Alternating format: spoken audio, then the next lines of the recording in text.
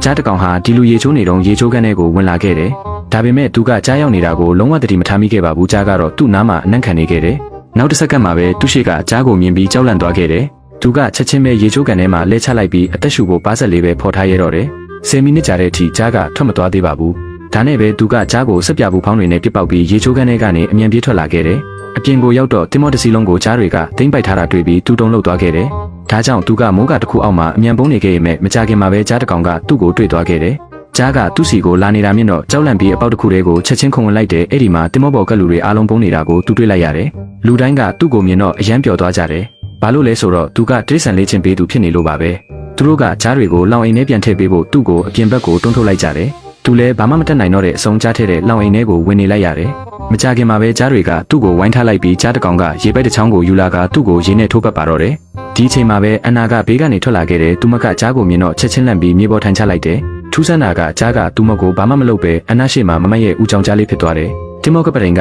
အနာကိုကြားကိုလောင်အိမ်ထဲပြန်ထည့်ခိုင်းခဲ့ပေမဲ့သူမကမတော်တဆပင်လယ်ပြုတ်ကျသွားခဲ့တယ်။အံ့ဩဆရာကောင်းစွာပဲဦးကြောင်ကြားတွေကသူမကိုကယ်ဖို့ပင်လယ်ထဲကိုခုန်ချလိုက်ပါတယ်။ဒါပေမဲ့ကမ်းခြေပေါ်ကလူတွေကလည်းရေထဲကကြားကိုမြင်ပြီးချက်ချင်းပဲထွက်ပြေးကုန်ကြတယ်။ခံကောင်းစွာနဲ့အန်နာကဦးကြောင်ကြားတွေကိုတင်မော့ပေါ်ပြန်တက်ခိုင်းပြီးလောင်အိမ်တွေထဲကိုပြန်ထည့်ပေးလိုက်နိုင်ခဲ့တယ်။နောက်ဆုံးမှာတော့ကြားတွေကတိရစ္ဆာန်ယုံကိုအောင်မြင်စွာပြန်ရောက်သွားပြီးအန်နာကတော့တကယ်တိရစ္ဆာန်လေးချင်းပေးသူတယောက်ဖြစ်လာခဲ့ပါတော့